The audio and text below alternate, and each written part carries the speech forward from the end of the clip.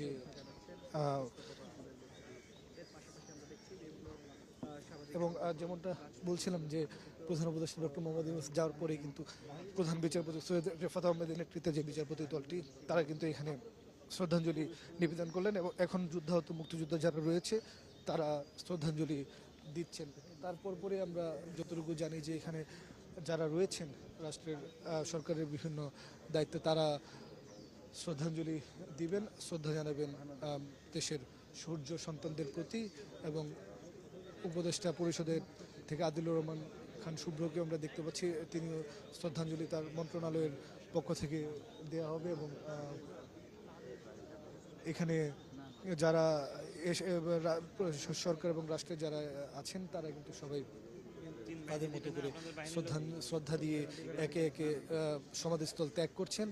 তাদের এই শ্রদ্ধা নিবেদনের পরেই কিন্তু সাধারণ জনগণের জন্য এটি উন্মুক্ত করে দেওয়া হবে এবং সাধারণ জনগণ তারা এখানে শ্রদ্ধা নিবেদন করতে পারবেন। এবং আমরা দেখছি যে মুক্তিযুদ্ধ বিষয়ক উপদেষ্টা ফারুকী আজম, হ্যাঁ, তিনি পুরো সময়টাই মুক্তিযোদ্ধাদের সাথে, এবং তিনি নিজেও একজন বীর মুক্তিযোদ্ধা, রণাঙ্গনের যোদ্ধা, বীর বিক্রম। তিনি মুক্তিযোদ্ধা এবং বাকি যারা আছেন সবার সাথে সাথে থেকেই কিন্তু শ্রদ্ধা নিবেদনের যেই কাজগুলো বা সম্মান জানানোর যে বিষয়গুলো সেই বিষয়গুলো তিনি করছেন। এবং তাদের এই শ্রদ্ধা নিবেদনের পরে আমরা জানি যে সাধারণ জনতার জন্য এটা উন্মুক্ত করে দেওয়া হবে। আমরা ইতিমধ্যে দেখছি যে যারা যারা যারা আছেন এখানে ছিলেন তারা ধীরে ধীরে আসলে সমাধিস্থল ত্যাগ করা শুরু করেছেন। উপদেষ্টা পরিষদের অনেক সদস্যরাই সমাধিস্থল ত্যাগ করেছেন। তিন বাহিনী প্রধানদেরকে আমরা দেখেছি সমাধিস্থল ত্যাগ করতে। আমরা এখন দেখতে পাচ্ছি সরকারের পক্ষ থেকে দুইজন উপদেষ্টা আদিল রহমান এবং ফারুকী আজম তারা শুধুমাত্র আছেন। এবং আমরা একটু তাদের সাথে কথা বলবো। স্যার, আমাদের একটু ম্যান্ডেটরি একটু যদি আজকের দিনটি উপলক্ষে একটু কথা বলেন। এখানে 2 মিনিট একটু কথা বলেন। এখানে 2 মিনিট সামনে যদি ক্যামেরাগুলো সামনে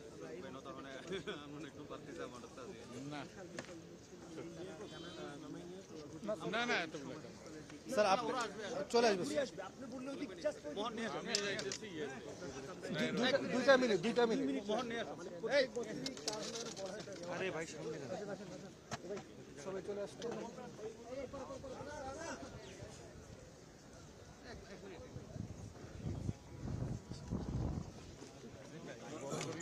বড় করে তুলবে, বড় করে সব লোক আসবে তো, বড় করে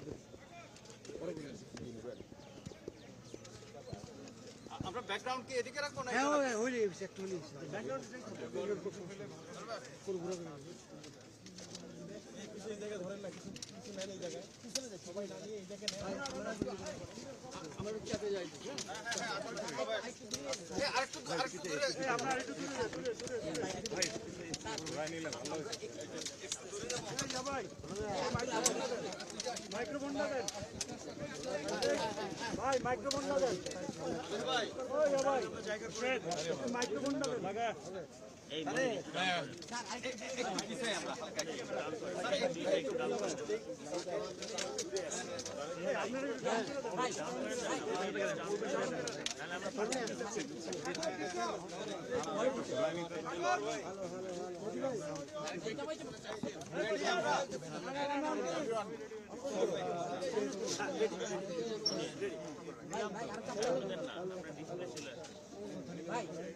আসলে আমরা জাতির সন্তানদেরকে প্রতি বছরই রেডি আমরা যাব।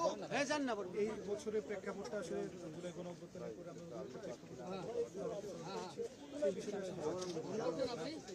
জুলাই অভ্যুত্থানের পরে এইবারেই প্রথম স্মরণ করছি তা নয়, গত বছরও একই প্রেক্ষাপটে আমরা স্মরণ করেছি।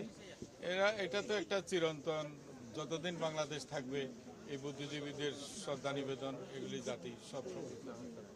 এটা আমাদের এত বড় অহংকারের জায়গা তো আর খুবই কম আছে। আমাদের শ্রেষ্ঠ সন্তানরা এই স্বাধীনতা যুদ্ধের সময় হানাদার বাহিনী কর্তৃক নিহত হয়েছেন। এই তারা সশস্ত্র যোদ্ধা ছিল না, কিন্তু মুক্তিযুদ্ধের মনন গঠনে, মানুষ গঠনে মুক্তিযুদ্ধের সময় তারা অনন্য ভূমিকা রেখেছেন এবং তারা কোনো সশস্ত্র ছিল না, তাদেরকে স্বগৃহ থেকে তুলে নিয়ে গিয়ে নৃশংসভাবে হত্যা করেছে। এই রায়ের বাজার বৌদ্ধভূমিতে তাদের আমরা স্বাধীনতা পরবর্তী সময়ে আমরা পেয়েছি স্বাধীনতার পর। তো এই জাতি বিগত 54 বছর ধরে নিবেদিতভাবে তাদের স্মৃতির প্রতি শ্রদ্ধা নিবেদন করে আসছে 14ই ডিসেম্বরে। তো এইবারও গত অন্যান্য বারের মতো তাই হলো।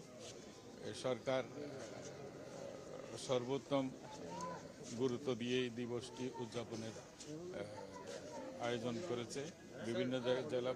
নতুন বাংলাদেশ কিভাবে দেখতে চান? নতুন বাংলাদেশ তো জনগণ তৈরি করবে, এটা জনগণের অবস্থান থেকে জনগণের পার্টিসিপেশনে নতুন বাংলাদেশ গড়ে উঠবে। সামনে তো একটা নির্বাচন আসছে, সেই নির্বাচনে জনগণ অংশ নেবে, আনন্দ উৎসবের সাথে অংশগ্রহণ করবে এবং তার পরবর্তী পর্যায়ে জনগণের মতামতের ভিত্তিতে যে সমস্ত সরকার আসবে বাংলাদেশে আগামী ভবিষ্যতে, তার জন্য একটা জুলাই সনদ হয়েছে, তারই ভিত্তিতে নতুন বাংলাদেশ গড়ে উঠবে। এটাই। ধন্যবাদ।